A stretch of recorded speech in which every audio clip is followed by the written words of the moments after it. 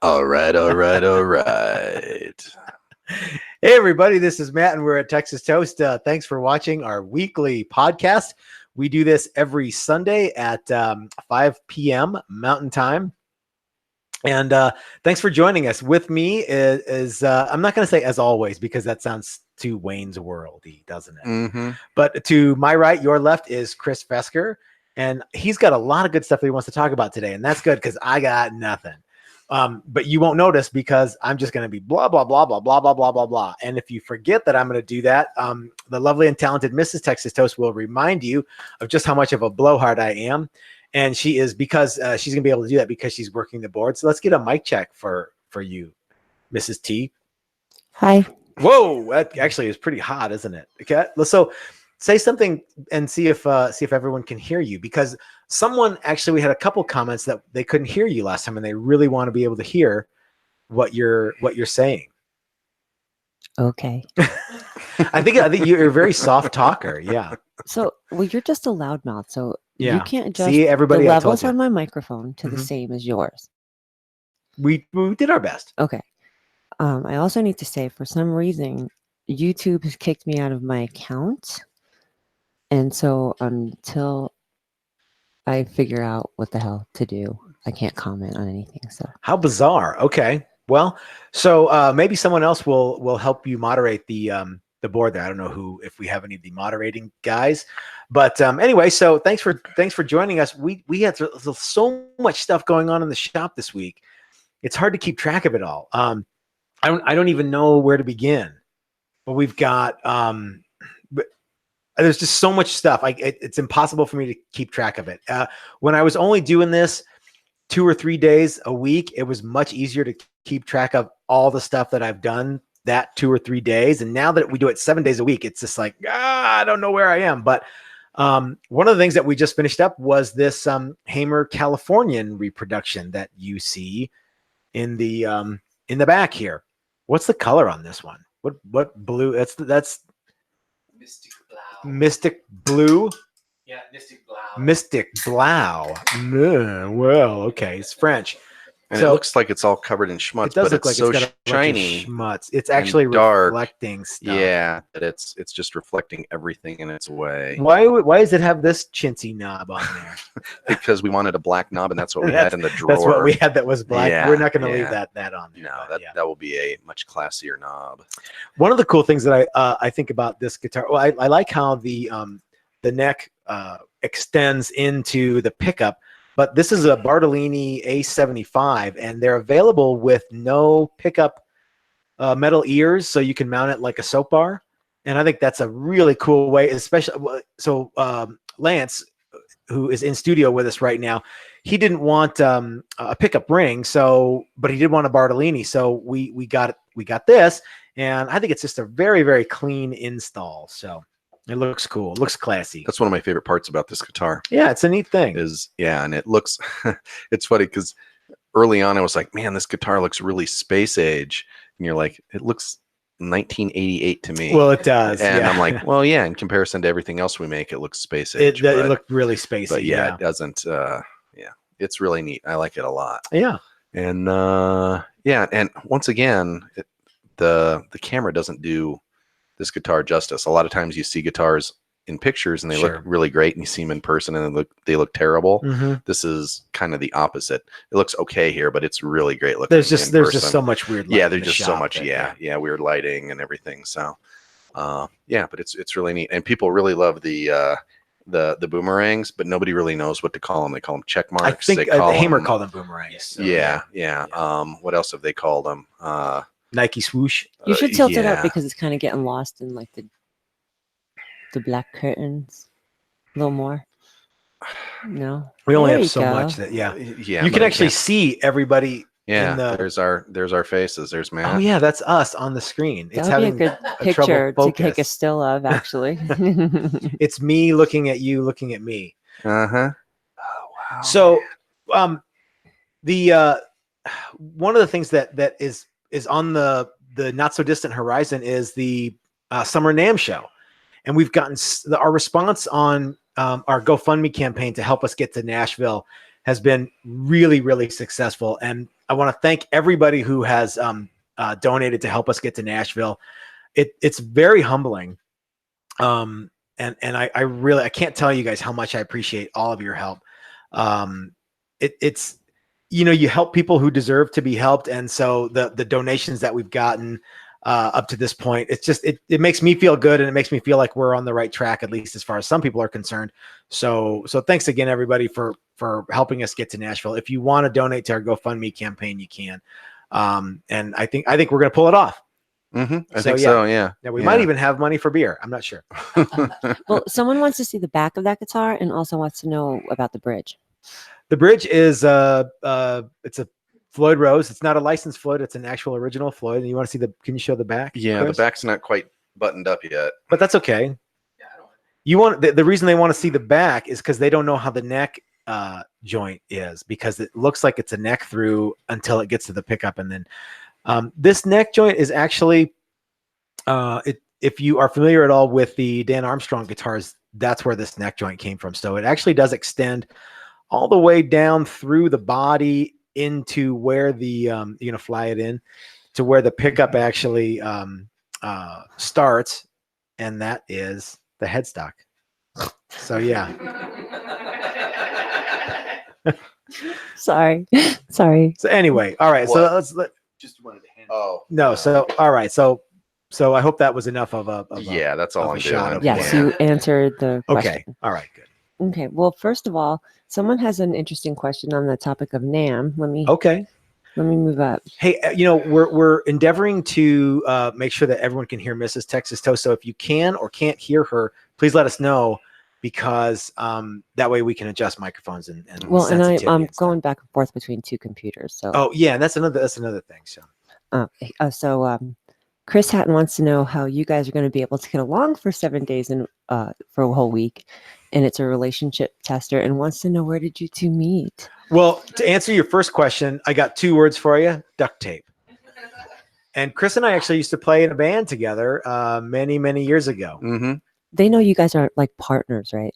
Oh, I don't know why. I don't know okay. what they think. Well, yeah, unless I'm the third wheel to the Mr. and Mrs. Texas Toast.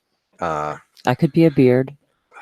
Yeah, I think you're reading way too much into this. Yeah, I think Well, they it just know. sounded funny. Yeah. Ooh, where'd you two meet? You know. I don't Uh-huh. know. Hey, Yeah. you know what? I actually have a We're gonna have salty comment, salty YouTube comment for you to have a salty reply to. Ooh, okay. So can I be salty? Yeah. Oh yeah. The saltier Okay. the better. Are you sure So, you want to ask me this now? well, it's not that I'm asking. I'm just telling You're you. telling what- me that. Yeah. So okay. Yeah. so this is from last week, Oh. and the salty comment on YouTube comes from Junior Kong. Oh yeah, he likes to leave things because he thinks he's funny. I don't know what Maybe it is. he is funny. I don't know. Well, hold on. You haven't even heard it yet, so you Okay. can bash him here in a second. And his salty comment is, the guy on the right looks like Eddie Munster tried to blow up a bus through the tailpipe. I have no idea what that even means. It's just a salty comment. I saw that and I didn't even realize that was for me. Well, you're the guy on the right. Well, so- shouldn't you have a big old widow's peak? I should have a And- big old widow's peak. No. Yeah. Yeah. Okay. So I replied, Uh-huh. I like to ride my bike. If I have free I time. like stuff too. Yeah, I like Uh-huh. stuff too. Yeah, the Munsters. I like the Munsters. I like ice cream sandwiches. Uh-huh. Yeah. Yeah, you want to pet my cat? Oh my god. All right. Well, there you go. So that's salty replies to salty comments. Fairly salty. Yeah. Yeah. Is there anything before we get started with the meat and potatoes? You know, there was a flurry of stuff there a second ago, so mostly they can hear me. Was it about Butch Patrick? No, I don't think anybody okay. said anything about Eddie and the Munsters. Yeah. I think he had a band. I know he had a band. I think it was Eddie He and the did. Munsters or Yeah. Eddie and the Oh. Monsters. Oh, or- Goslin Creative suggests that you, Matt, are the guy on the right, and you would be Eddie. Oh, maybe. Okay. That's the way I took it. Okay. Yeah. So there you go. I look Yeah. like Eddie Munster tried to blow I up a think bus because with you have his the tailpipe. little gray thing, which kind of maybe looks a Oh, little yeah, like okay. a widow's peak. I think it looks more and- like It's Lily Munster. Munster. Yeah. Well, yeah, but if you're 12 and you've seen You've seen some episodes of the yeah Monsters. mhm, Yeah. and you're not really sure who's who. Well, anyway, so thanks for the salty comments, Yeah. everybody. We of course we appreciate them, and we're it's our job to call you out for if you want to say stuff like that, that's fine. But we're gonna call you out if Probably you do. if it's So, good enough. yeah, that's the other thing. If you just send us a bunch of Yeah. shit, we're not gonna. Yeah. Yeah. Anyway, so let's get right to it. Yesterday, I received a text message from Sergeant Bishop wanting to know what's going on with our Gibson lawsuit. Everyone and I'm like, well, gosh, John, if Gibson is suing me, this is the first time I've heard of it. So apparently, Philip McKnight did his live podcast from Friday. He in passing thought that we might have been being sued. We might be in the middle of a lawsuit by Gibson. And I assure you, we are not in the middle of a lawsuit from Gibson or anyone else. I did have to go to small claims court a couple of weeks ago, but that wasn't with Gibson. And but I have mentioned that a few times. And I think maybe he was a little bit confused by the title, which used to be of this live podcast, which used to be "Who Will Gibson Sue Next?" And I think you had mentioned that maybe it was like, well, if they'll sue us, they'll sue anybody. I assure you, Gibson has no idea who I am, and if they did know who I was, could not care any less and refuse to care any more than that. So we are not being sued by Gibson yet. Who knows? So if anyone was wondering that, that's Well, you are taking some bait to NAM with you.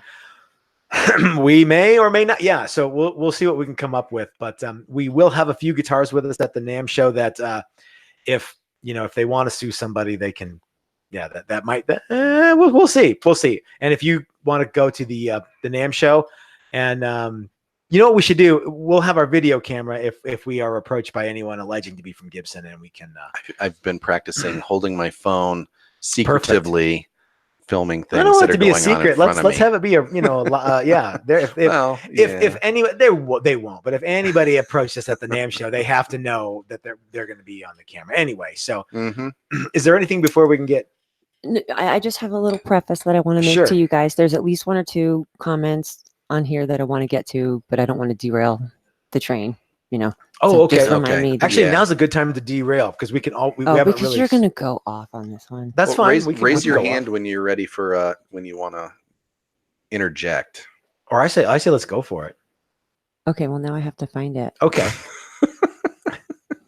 Well, so so somebody was asking now that this is more than a weekend thing. Can we expect less content coming from you? Something I'm trying to find. Oh, here it is. Ken Tipton. Filming can double or triple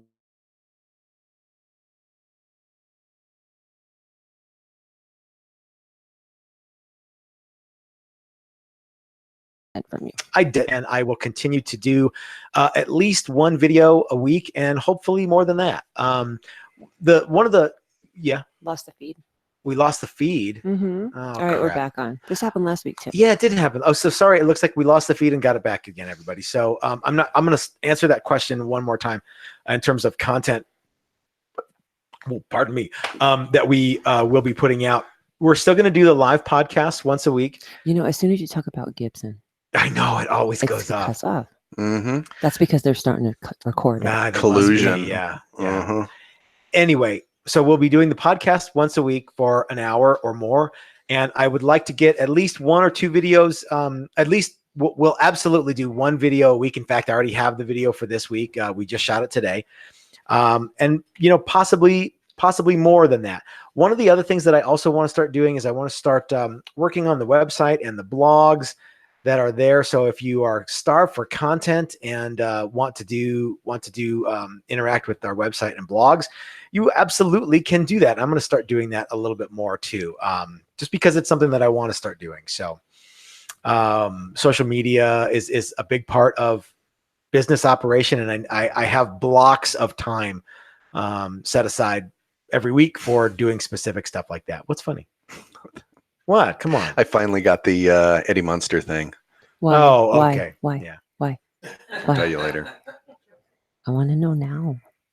It's because if Matt's the guy, it's because of the gray, and he has the beard. Oh, I bet that's what it is. Yeah, looks like he might have gotten burned on a tailpipe. Oh, that's probably what it is. Yeah. Very funny, Junior Donkey Kong. Anyway, what was the other one that someone wanted to know? I don't know. Okay. So let's get back on topic. So here's the question. Okay. Or the answer to the question of who Gibson's going to sue next. Yeah. This was posted at 4:32 by Hoagie, and I'm apprehensive to read it because it might just end the discussion altogether. And it's themselves for absolute douchiness. Yes. Boom. Sexual chocolate. I saw a thing, a meme. We should do like meme reviews, guitar meme reviews. I think could be funny. There's a guy who does that with gun memes, and it's mildly amusing. I saw. So anyway, there was a meme where Gibson was suing Epiphone for. So this week, it was announced through some whatever guitar news circles that Gibson would be suing Dean, or was actively suing the Dean Guitar Company. And there was some pictures, and I don't know if these are actual evidence photos or what, but pictures of Gibson trademarks or patents or whatever, and Dean's versions of the same. And boy, some look similar and some look very different. And I think that it's going to be a tough row to hoe. But so anyway, continuing on the path of the that they started out on with the whole Play Authentic video, the Mark Agnesi video. And you know what? Can we talk a little bit about Mark real quick? I don't know Mark, and it's fun to bash the guy, or it's easy to bash the guy on the internet. But everybody, I don't know Mark, and he's probably a really cool dude. I don't know, and he was really put in a tricky spot by his now handlers at Gibson. And I would not want to be in his shoes. Yeah. You know what I mean? Yeah. So last week, I didn't know exactly who Mark Agnesi was, or I had forgotten.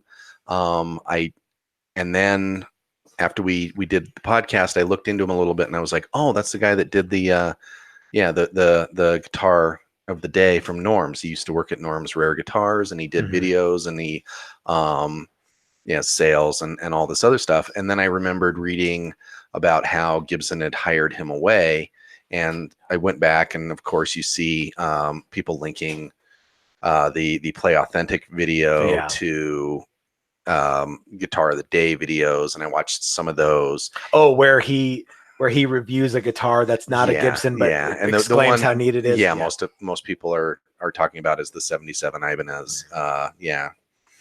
Cool guitar. Yeah, Flying V. Yeah, it was cool. And I watching those videos, I watched like 2 or 3 of his videos, and the guy doing those reviews is not the guy talking about. It's the same guy, but his demeanor is very different in the Play Authentic thing. And I don't know if he was coerced into doing that. I don't know where the Play Authentic came from. Well, it probably came from on high at Gibson. Possibly. Yeah. There's been some talk that the CEO should be doing that video if that's the way they feel. It's his job to make that video, not the player relations guy. Which what is his title again? It's like head of brand experience or something, which is a dumb title. No matter how cool or not cool Mark Agnesi is, that is a sucky title. And that got me thinking about some other things with Mark Agnesi, and presumably one of the reasons that Gibson hired him isn't because he's a good player, because that has very little to do with the business world. Sure. And it has everything to do with his ability to reach out to people through social media, through YouTube, with his daily and to guitar relate videos, to people And so what do? They hire him away, and what do they not let him do? Make Guitar of the Day videos anymore. It's funny too. Like, it seems like the whole Play Authentic was started out probably as an attempt to relate to people about, hey, you like Gibson. Hey, we're Gibson. We're cool. You're cool. Make sure you play Gibson. Yeah. And what it turned into in the middle somewhere was something that was very not relatable to and turned into and they took somebody that was effective at making these cool videos that lots of people watched and lots of people talked about previously, because I'd heard about him before. I just didn't put 2 and 2 together. And they stopped him from doing what he got famous for, basically, because that's what he's famous for, is Guitar of the Day from Norm's Rare Guitars, and he tells little stories about the guitars, and he could easily do that with brand new guitars, or talk about the history of that model. I'm sure they have some Gibsons that are in inventory that are old too. He could do those. Yeah, they're sitting on a bunch of those with the Robo Tuners. You can still buy those. You know what I was thinking about is how authentic is it to play a 59 Les Paul that was made in 2019? What's authentic about that? Yeah, you know, yeah, I mean, I get it. It says Gibson on it, and it's made by the not even made on the same fucking factory as the ones from 59. So it's authentic in name alone. I don't know. Name maybe and trademark, maybe. Maybe what they did was got an old one and did like a laser, map of it and set their CNC to do that. I don't know how the fuck they do that. Yeah, I don't know either. But and Gibson isn't the only person who says that shit. The Fender Custom Shop has basically the same deal with the 54 reissue is exactly the same as the 54. Well, no, it's not, because it's not 65 years old. So it's very similar, but it is not exactly the same. I think in a lot of ways, when the only thing you have to offer, when the only thing you have to trade on is your history, you're kind of in a pickle. You're kind of in a bind, as far as, we're cool because we're old. That's it. We're cool because we're cool. I don't know. I don't know. I think the Gibson is cool because they're cool, and they are cool because they're old, and Fender is too. And there's really no need for those guys to make new guitars, new models. You don't have to innovate at that point. You know what I mean? You just sort of ride it out and make what everybody wants. Would you buy a Camaro reissue if it looked exactly like the 69 Camaro? Well, there's lots of people that's what they wish they would do. Absolutely, They can't understand why they won't. And it's probably different for a car than it is. It's very different, yeah. But in a lot of industries, the whole retro thing is very cool. And and in the firearms world, that's a popular thing. And in the guitar deal, it's been for Gibson and Fender. Those guys could make nothing but retro versions of what the ones that people want, and they could sell every last mother loving one of them, and you know what, it'd be awesome if they did that. I think, in fact, I made a video about it called "How I Would Run Gibson into the Ground If I Had Half a Chance." And Mark Agnesi doesn't call me. That guy from Levi's didn't call me. I laid out the whole foundation for how to be cool. Yeah. And someone, Richard Ryan, hey Richard, said a new Texas Toast T-shirt. If Gibson will sue us, they'll sue anyone. Yeah. Hey, let's sue Texas Toast. One of the other things that I was thinking about too is, Gibson guys are Gibson guys, and Dean guys are Dean guys, and I don't know that anybody going into the guitar store to buy a Gibson is going to be talked into a Dean. No, and vice versa. No. And I've seen this in other industries too, where the head honchos think because they have the biggest guitar company in the world, or the oldest, or whatever you want to say, that everybody's into their guitars, and they can't understand why they're not selling more guitars, when really not everybody is into their stuff.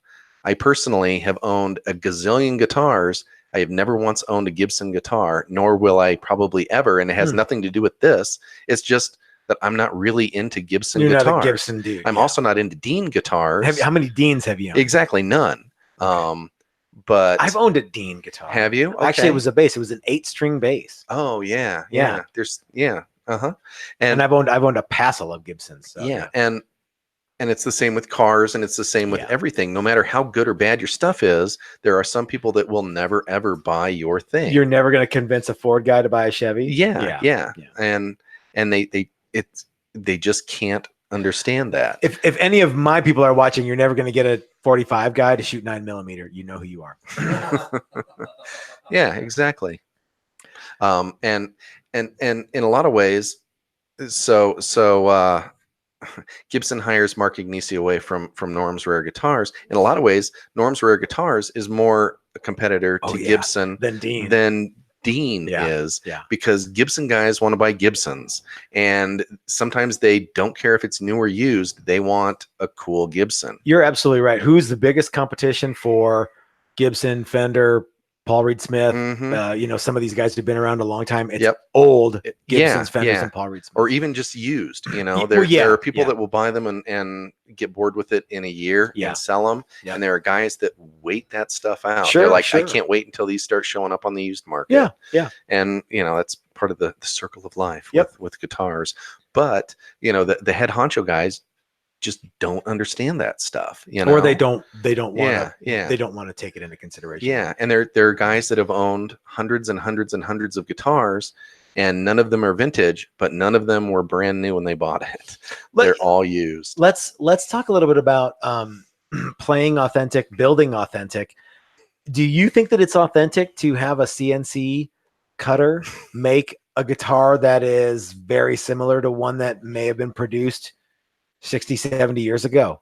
No, in a lot of ways, it's not telling the whole truth about that guitar. We make them just like we used to. No, you don't. No, you don't. And that's fine, but it's not just like it. It's close. One of the other videos that we want to make coming up, and maybe we'll do a live podcast about this, or maybe we'll just do a video, is a response to that CNC versus handmade video. And it's really a CNC versus pin router video that this guy made. I can't remember the guy's name. And the whole notion of I feel like I probably can't speak with any degree of authority about CNC, but I can speak with lots of authority on pin routing. I'm not the world's foremost authority on pin routers, but I have one and I use it a lot. So we're going to do that video too coming up, y'all. So stay tuned for that one. Yeah. Mrs. Texas Toast looked like she was wanting to say something and I was yapping. Yeah, there's lots going on. Let's hear some of it. Okay, well, let me try to. I had a montage of Gibson bashing ready to go. Yeah. But now there's so much content. It's it's easy to bash on Gibson because they just keep shooting themselves in the face, in the foot, and this time it's in the face. Yeah. And it's too bad. Yeah, it really is. I still really, really like Gibsons, and I appreciate their contribution to the guitar world. And I'm only vamping while you're looking for what you're looking for. I got it. Okay. Seymour Glass. Gibson's been resting on their laurels for decades. What new and innovative stuff have they come out with recently? Bam Mosel. Where it goes. Gibson may have been relying on their name and heritage for a long time, whilst others gave a shit about building better guitars with higher standards of quality control. Ken Tipton. I love Gibson, but last one I bought was a 74 SG, and he wouldn't touch a Gibson these days. Yeah. So I think Gibson's major contribution is kind of copying what Fender did, which is making versions of the old stuff. That no one wants that dumb Firebird X. No one wants those robo tuners. No one wants any of that shit. They want the old stuff that they don't make anymore. And they'll go out and buy a used one if they have the money, but they would much rather. You know what this reminds me of? Is Harley Davidson. You know what I mean? If most of the people that buy brand new, like those really expensive reissue R8s and with the 59s and 57s and 58 Les Pauls and those things, in the motorcycle industry, those kinds of guys are called Bisquick bikers. Just add leather, and it's the same kind of thing. Like doctors and dentists and lawyers and shit, they go out and buy these guitars and they hang them up, or they wear them. Where they get one of those leather jackets like Mark Ignici had and a Firebird T-shirt, and they wear them around. And they're really cool. And those are the only guys who can afford to play those things or even buy them. And what's authentic about that?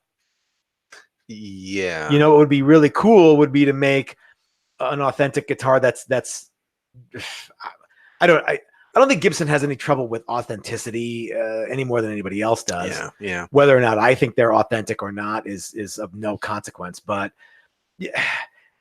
there's not a lot of, badass motorcycle guys running out and buying brand new 2019 Harleys. Maybe I don't know, but they're probably buying used stuff too because it's cooler and they know how to wrench on them. But yeah. Yeah, and the guitar world is weird because it's one of the few industries where there's very little innovation going on. At least as far as the finished product. Maybe the way that you get to that finished product has changed over time, but the finished product really hasn't changed that much. There's only so many ways you can put 6 strings on a guitar. Yeah.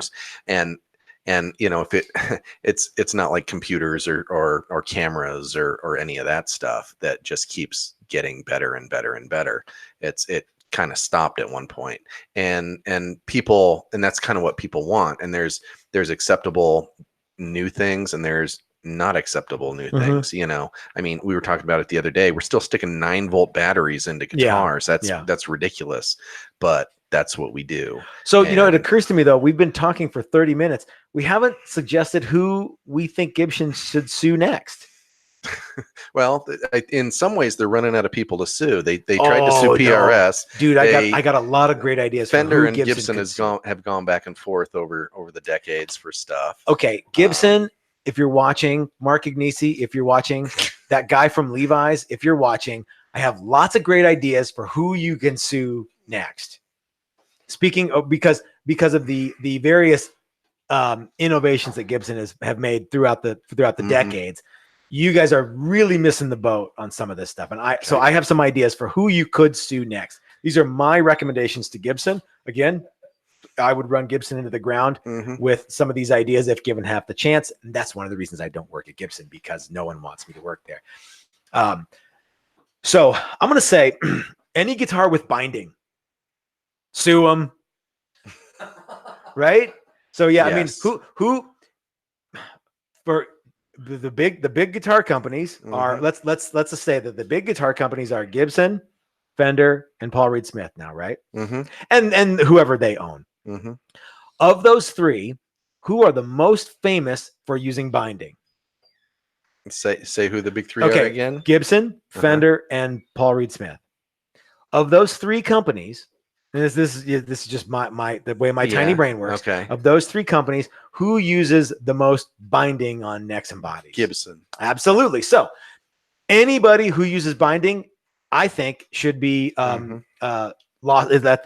lawsuit material right there. That's day one stuff. Yeah. You're what did they counterfeiting? You're attempting to make people think that product is a Gibson. Okay. By putting binding on. All right. Right? There's one. Okay. Here's number 2. I'm now following. Okay.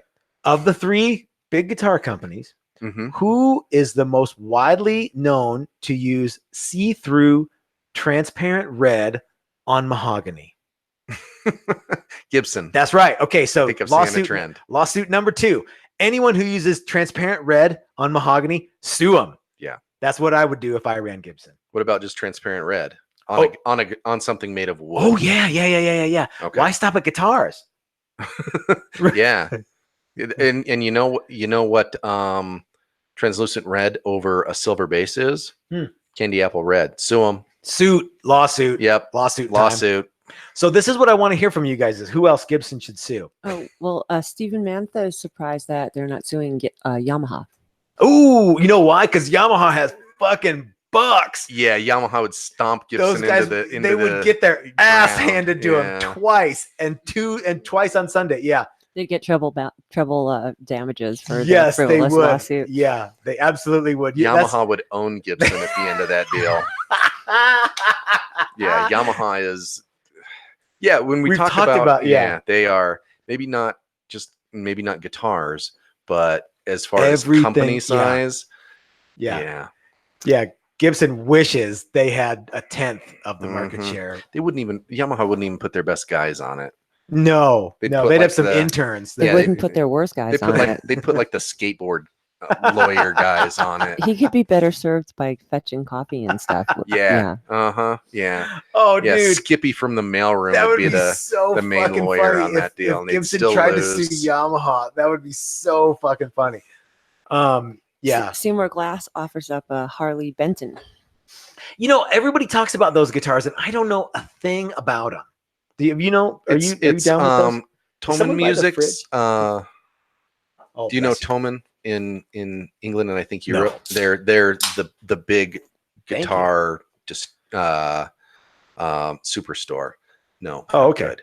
And Yeah, and their house brand is Harley Benton. Okay, are they cool? So, Are they expensive? Are they? No, they're I'd like to say like Squire Epiphone kind Okay. of price or quality, but a little bit cheaper. It's a house brand. Okay. So, and they make lots of cool stuff, and they do. And then Guitar Center had that Luna guitar for a while that was sort of like that. Well, Luna is actually part of Dean. It's part of that Amarillo Armadillo.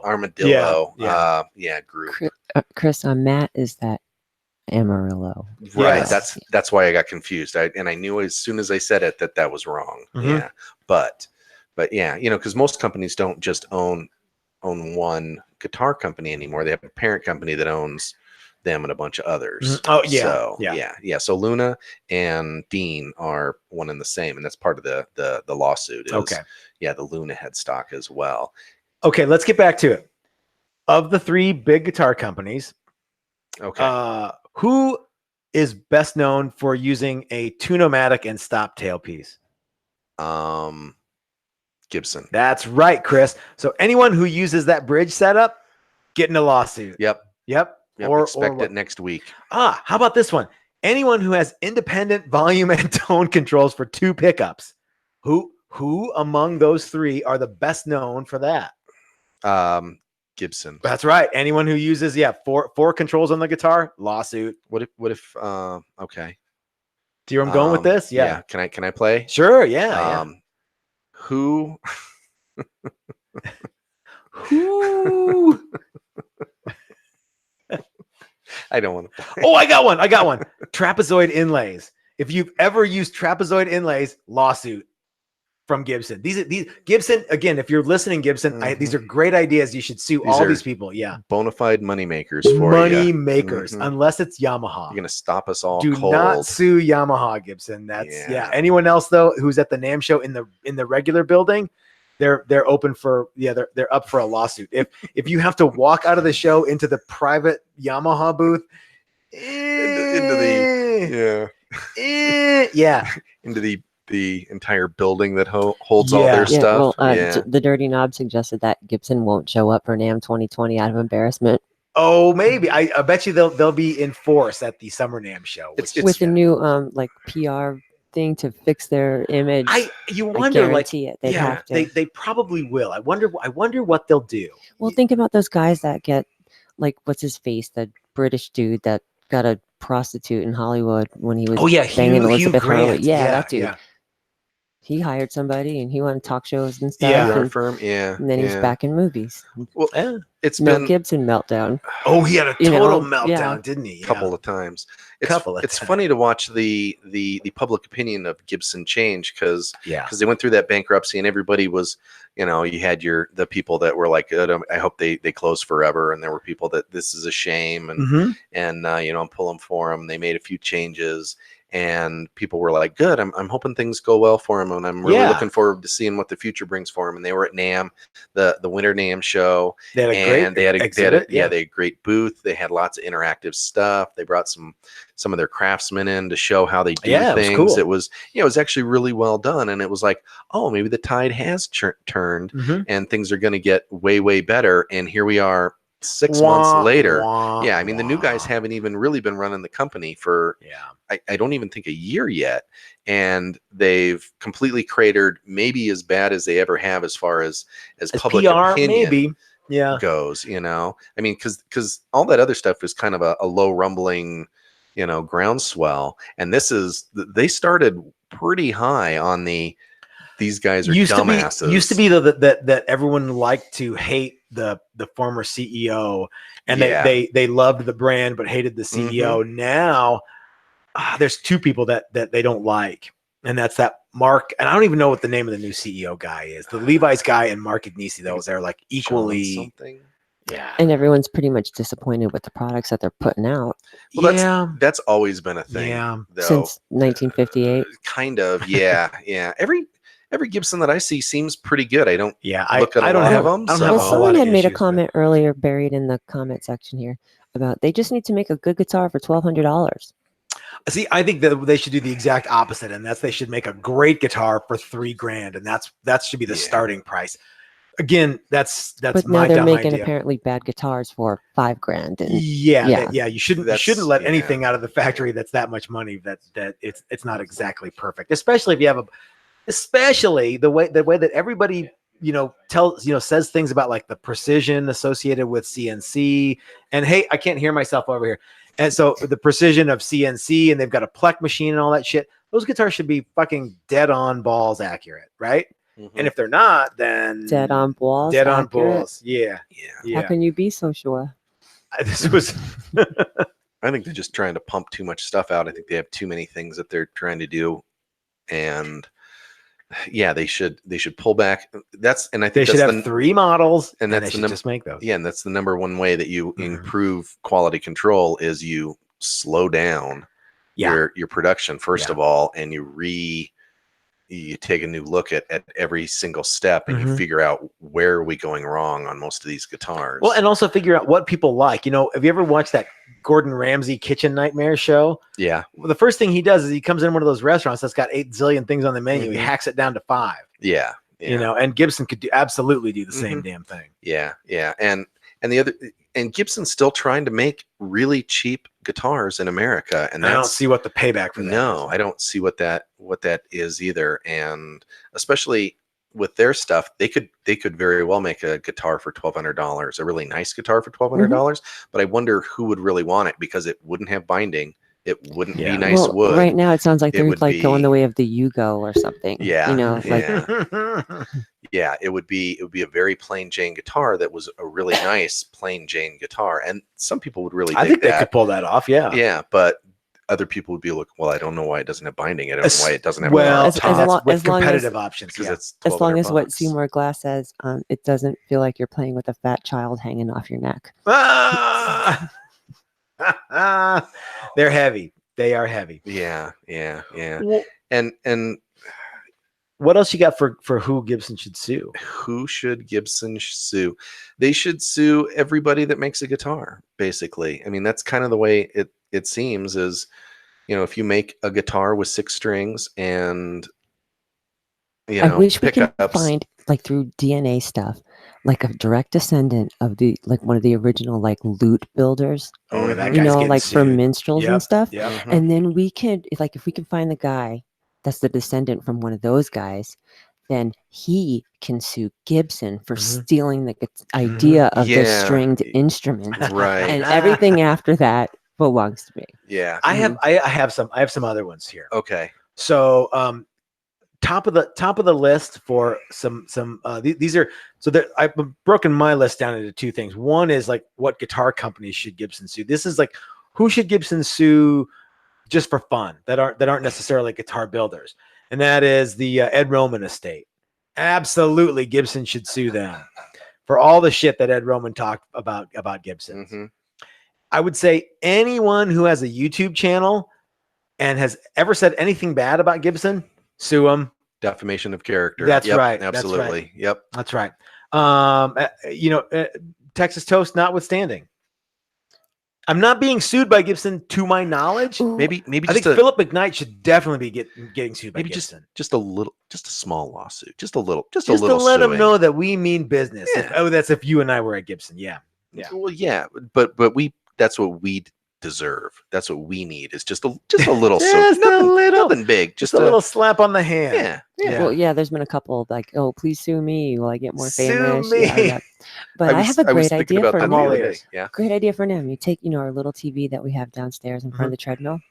Take that and put your anything you ever fixed and repaired on someone's shitty Gibson, Oh. and just have it on a continuous loop. That's another good one. If you've ever repaired a Gibson, Mhm. lawsuit, because You're not an authorized dealer. even if you are, there should be no authorized Gibson repair companies. You have or to buy a new guitar. You should buy, if your headstock busts, you have to buy a new guitar. That's like the way of the light bulb. Yeah. Those filaments Yeah. never burnt out. And Yeah. then they said, hey, we Yep. need to make these burn out. So they Yeah. buy more. Yeah. Mhm. Yeah. So that's a great one. Any repair shop that has ever repaired a Gibson guitar, lawsuit.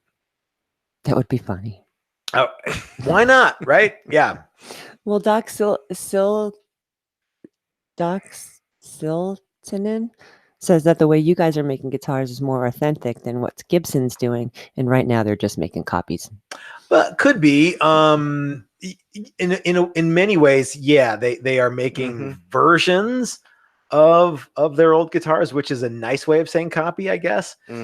I don't know. You know, we have more old school equipment to make guitars than Gibson does. I bet you there's not a lot of you know, copy carving, and they just still have a slack belt sander there, which I would love to have a slack belt sander. That's the only tool that we don't have that I think would be really fun to learn how to use. I think once we did that, then it'd be like, oh well, yeah, okay. whoopie shit. The slack belt slack sander. belt. All right. You know, if we do well at NAMM, let's I'm going to make a promise to you, Chris. If we do well enough at NAMM to where we can expand the shop or relocate the shop, well, the first tool we're going to buy is a slack belt sander. Sweet. It's going to be awesome. Man, I am going to do some damage with that thing. Oh, we're all going to do some. We're going to wreck a bunch of shit. Oh with that. man, it's going to be so great. Do you think we should have a carb top Challenger so maybe we can get sued by Gibson?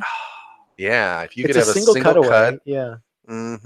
So the Challengers are flat tops, and I love the way that they look as flat tops, but I wonder if they'd be cool as a carb top. We've done a few. We've done some German carved, kind of more Moserite styled. Was that the kinda creepy things. looking one? That was Roundy Christina- Crowny. Yeah, Roundy Crowny had And Christina Pickle. that had the full German Gorgeous. carve, and that was so hard and laborious because Christina Pickles is that guitar's sister. Yeah. We just Not did identical twin. we just did the cove on Christina Pickles and called it a day because I was like, That was actually pretty neat. Roundy I'm tired Crowny of was doing grinding. beautiful.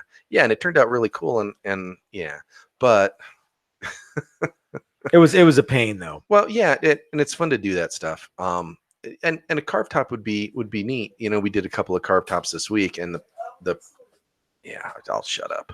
No, go ahead. Well, We did. We busted out the copy carb. I mean, really, what's the point of doing a carve top? It's to be more like a Gibson, or more like a Moserite, or more like a whatever else. And we've also done the other thing with the Challenger, where we've put big roundovers on them, and more like a Fender might have. Cool. That's true. And we didn't like that. I don't think it's because you want it to look more like this other thing. I just think it's because it looks cool. Well, but that other thing is kind of. Yeah. Just because they did it first. I mean, you're trying to copy. Well, no, them. I'm not. It's, yeah. And it's not even necessarily that. It's just, yeah, it looks cool, but why does it look cool? It looks like a Les Paul. Well, and I kind of approach it Or it from looks the like standpoint of, does it make the an guitar arch top. play any better or sound any better? Yeah, And no, it doesn't. not an electric guitar. Yeah. No. And the two carve tops that we did this week, that's exactly, neither one of those guitars is going to be any more guitar when it's done, other than visually. Yeah. Which is cool. But that seems to be an awful lot of what Gibson kind of brings to the party too. Is our guitars look really great. They, They look cool from the beginning of time, and they're very classic looking. They're very iconic looking. I think their stuff was iconic looking in the 40s and 50s even. With all the sunburst finishes and all the fancy wood and all of that. I mean, it harkened back to violin days and stuff like that. Arch top jazz guitars. Yeah, my great grandfather, who was one of the first 5 guys to build a lute. Yeah, really? There you go. Grandpa Burke was like that. Exactly. Yeah, yeah. He's getting sued. Totally. He's getting sued. I'm gonna own Gibson and Yamaha and Dean and PRS. Well, that's a mighty tall order. Well, what is there anything else going on in the? Oh yeah, there's lots. Well, let's hear some. Okay, so Bob Quigley said, if it ain't from Kalamazoo, it ain't a Gibson. Not that there weren't clunkers from Kalamazoo. Oh, there were clunkers. Yeah, and you look at the way that they built guitars and some of the steps that they took, and just like we were talking about that slack belt sander, man, you can wreck something really fast with that tool. And the guitars back then, every single guitar had to be like almost a one-off in a lot of ways. If you looked at one Les Paul made right after another one, some of the carves are are bell carves and some are just sort of yeah, there's not a whole lot Yeah, going on. and that has nothing to do with the playability of the guitar, but you stack that stuff on top of each other, and all of a sudden, yeah, you end That's up with, I guess with that's a the nice tune-o-matic thing that's about an 1/8 inch off and stuff like that. it's the nice thing about a CNC guitar, and it's one of the bad things about a CNC guitar. If they're all identical, then none are necessarily special. That's kind of the whole, like, Billy Gibbons' Pearly Gates is apparently magic, and nothing else is as awesome as that. Well, if they all sounded like that, then would that one still be magic? I mean, they can't, if everything is important, then nothing is important. Like my old boss and her emails. Yep. Yeah. You have to triage some of that stuff. Yeah. And as much as we think old school and old stuff is cool, looking at heritage guitars a few years ago, and it was cool that they were still making them the old way. I guarantee they didn't look like that when Gibson owned the joint. No, they were using a bunch of worn out stuff. Yeah, and the funny thing is no one really cares about how the guitars are made except for the people who are making them. Yeah, you might be able to find some people who are really into it, and that's okay, because we don't make guitars for everybody. Yeah, if we made every single guitar, how many guitars could we even make? Yeah, if we sold every last one of them. Yeah, and once again. Not everybody is a Gibson buyer. Not everybody's a Texas Toast buyer. You have to be okay with that. As a head of a company. And there was a whole like Dean Gibson debate going on. And something, we're all passionate about guitars. Us, you, we're all passionate about guitars. Not everybody in the guitar industry is passionate about guitars. Some of them are passionate about money, and those are the guys that probably own Gibson now and run a lot of this stuff. And they don't understand this connection that we have with the instrument, so they make decisions based on, especially if they're not guitar people. That's what I mean. If they're business people, then and in other industries, it's. I used to always say, how can you have somebody that's or in the guitar industry, how can you have somebody that his last job was CEO of a jean company? Is he even a guitar player at all? Right. Well, even if he is a guitar player, he hasn't been in the guitar industry. He doesn't know. He doesn't have. And look what he did to Levi's. He probably would have. Well, maybe he did great with Levi's, but I don't buy him anymore. Well, Levi's, but guitars are. I don't spend hours looking at jean forums, and is there such a thing as a jean forum? I think there probably are. Different than what Denim Dan. Yeah. Well, there's vintage clothing forums and there's stuff like that, and there's people that are into that, but that's not what I meant. No, I know that's not what you meant. Yeah. But hey, I'm a rough rider. Yeah, but anytime you bring somebody and all you'd hear is belt buckles hitting the floor on the jean.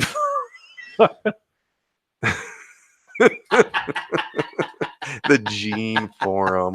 You mean like Gene from Bob's Burgers? No, I was thinking of like a kind of a weird leather. Anyway, if it's anyone from Bob's Burgers, that'd be Marshmallow. Yeah, leather and leather. If there's a sweet potato pie, I'm on top of it. Yeah. Leather and jean fetish. Jean fetish. All right. Denimfetish.com. Man, you see that guy coming in that dark blue? Holy cow. Yeah. Oh. Or like the old man with the paper boy. That stupid show. That's such a dumb show. I got no use for you. What? Okay, so what else we got before we wrap it up? Bullwhip Johnson says, Bullwhip. If you don't buy our Gibson guitars, we'll sue you.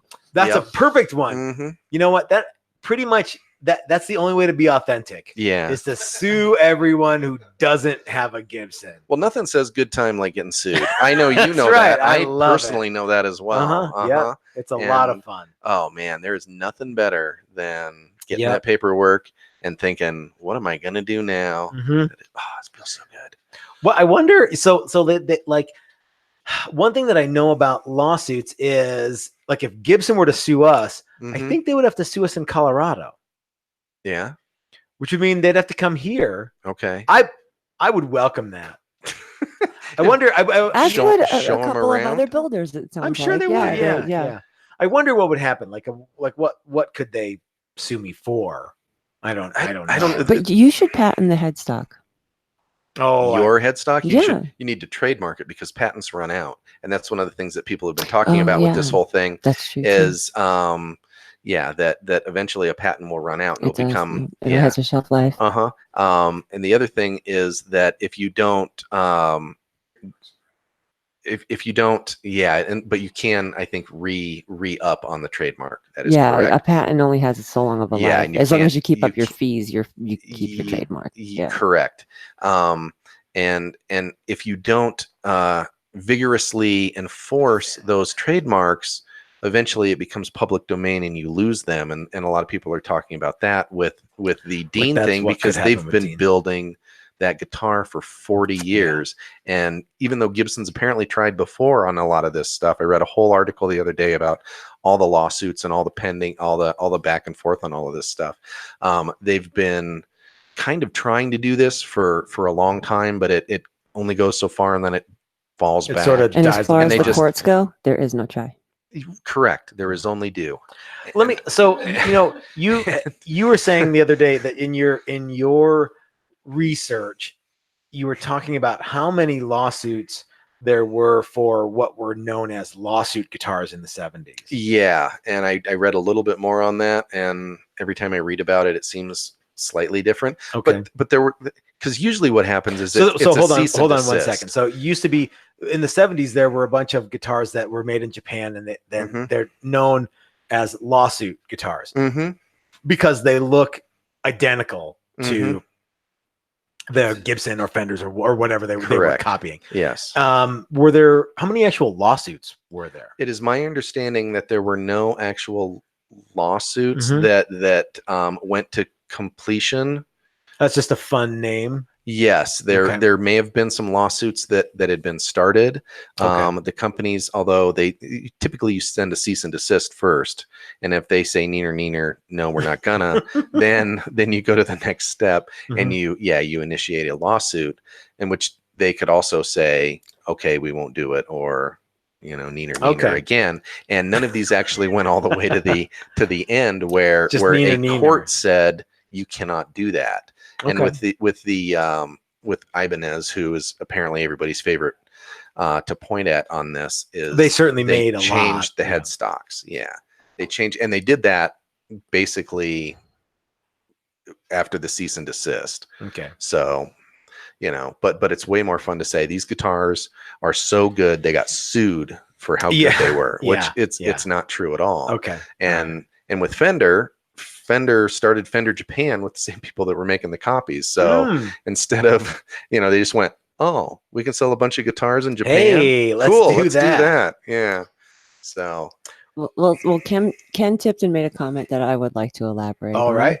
And it's Sue Slash, his famous Les Paul. It's not a Gibson. And then I would like to interject when they then have to sue themselves for making a signature guitar of a copy. Yeah. of a How Gibson. authentic is that? Yeah. Mm-hmm. Fucking hypocrite. So so if your authenticity for one of your biggest name players revolves around making a copy of a guitar that wasn't a Gibson, that was a copy of a Gibson. Mm-hmm. God, Yeah, I think we just went through some weird wormhole, like we went plaid. Or we something. actually, we lost 10 minutes of the sun is now closer to the earth. Yeah, the whole thing is ridiculous, and it's really fun to read people's reactions to all of this stuff, because I guarantee this backfired on them.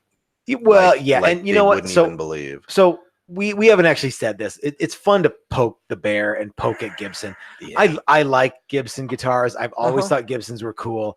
And if anyone's still watching this dumb thing, you probably think I hate Gibson. That's nothing could be further from the truth. I've always thought the Gibsons are really awesome. Just jumping on the bandwagon. Yeah, it's fun to do. Yeah, but the fact of the matter is, I'm kind of over a lot of this fucking Gibson shit. You know what I mean? It's like you're gorging yourself on ice cream. Yeah. Like, no more ice cream. It's too easy to do, and it's too fun. But now it's It's It's easy to pile on.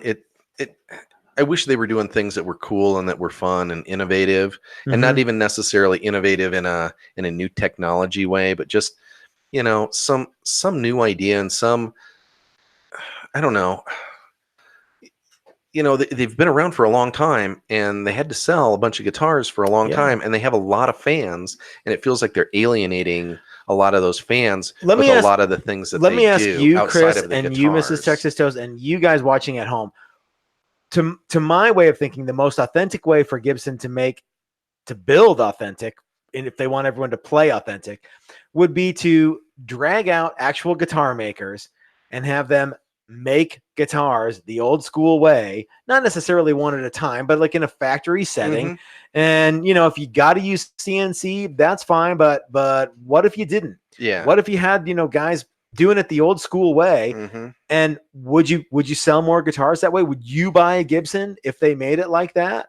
I have often said that the most popular Paul Reed Smith guitar would be one that Paul made.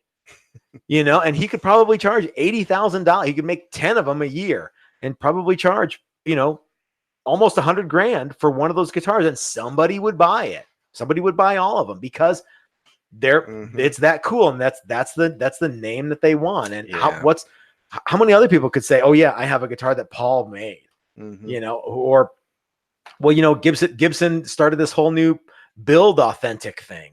And that, I think that would be a great thing. Would you buy a built authentic from Gibson? Would you? Well, you're not a Gibson guy, but would you see the value in that? Yeah, okay, maybe. All right. Yeah. It's not going to be competitive with, no, you know, price wise, but would it be competitive in second cool? Something that you think it's neat because it's neat?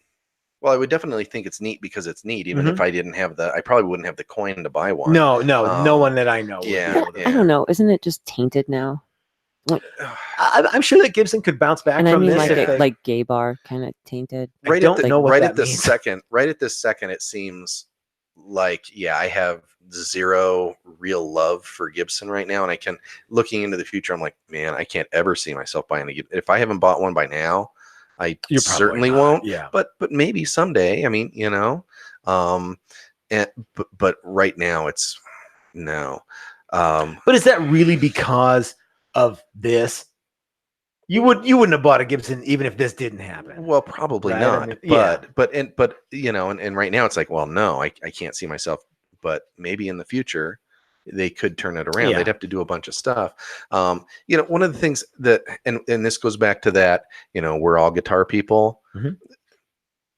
There's a lot of people forcing Gibson's hands and forcing Gibson in a lot of different directions that I don't think we as guitar people necessarily recognize or realize. That's a great point. For all the things that they don't understand about their customers, there's probably a lot of stuff that we as the guitar buying public don't understand about their business decisions. Yeah, and that's fine. There's a CEO and there's a director of brand, you know, play fun experience. Time. Yeah, whatever. And they really are just the yes men to all these other people that are forcing their hand in things as well. And you hire a guy from Levi's and he's got, you know, he's early 40s. Cred. He's got a leather jacket and he's got, you know, cool Converse on. And really Mark Ignisi and the head guy are kind of the same guy. Yeah, they might as well be the same dude. But I think really they're puppets to a bunch of other people. And where's Mark Ignisi going to go after this? I don't know. This might do it for him. He could. I hope. He could go back to Norms or something like that. Could I don't know. Maybe. I don't know. Yeah, I don't know. Well, I don't know. Anyway, yes, ma'am. Will you guys please get shirts just specifically for NAMM on the back that say if Gibson will sue us, they'll sue anybody? That would be great. I mean, there's plenty of time. It wouldn't be hard to do. Okay. Please.